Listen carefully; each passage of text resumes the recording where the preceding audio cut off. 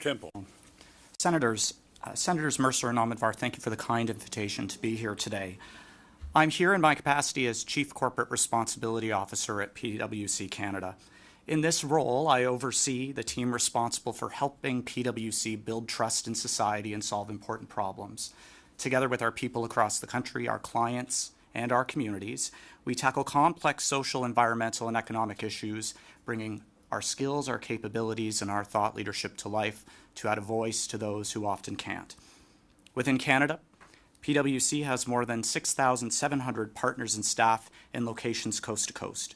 With more than 110 years of excellence in Canada, we provide industry-focused professional services, including audit and assurance, risk assurance, tax, deals, and consulting.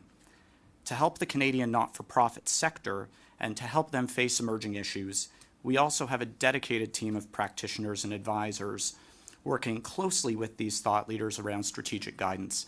In my capacity working inside the firm, I also have a great pleasure of serving as Executive Director of the PricewaterhouseCoopers Canada Foundation.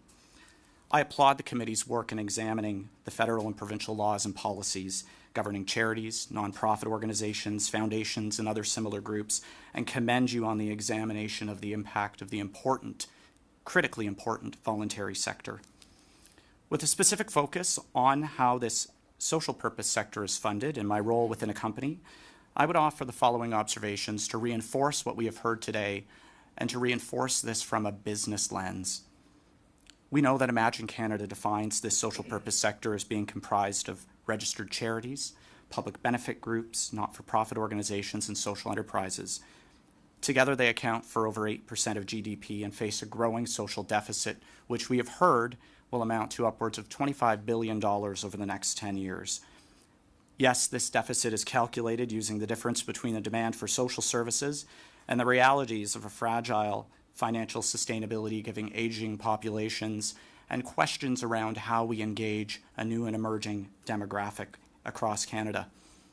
Foundations, donor-advised funds, and other funding mechanisms play a critical role in enabling the long-term resiliency of this sector. They complement government investments and support us in an economic resiliency for a greater Canada. We also live in a society where the public has come to expect what these social purpose agencies and how they interact with us. To continue to meet these expectations of society, the sector requires a safe space within government to take risks, to innovate, to fail, like any other business. There is no one home within government to have a focused conversation. And today I come with observations and come to the committee with some thoughts to consider. 3. Firstly, the social purpose sector requires a formalized home within government to better recognize, amplify, and collect meaningful data on its strength and impact as an important economic driver for Canadian economic growth and competitiveness. Recommendations, and I reiterate what my colleagues on the panel have said with regards to Canada's Social Innovation and Social Finance Strategy Co-Creation Steering Group via ESDC have presented in August. Secondly, modernization of the regulatory framework governing the charitable and nonprofit sectors is required.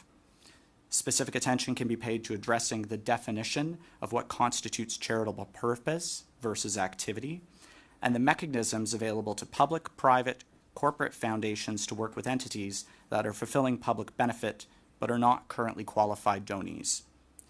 This may include setting clear guidelines regarding a foundation, for example, ability to make program-related investments or loans to entities that are fulfilling a social purpose, for example, social enterprise, or to invest within public-private partnerships that have a better return on investment on public purpose and for those involved.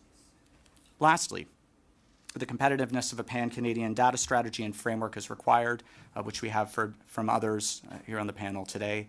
I thank you for your time and would invite questions. Thank you very much. We'll now go to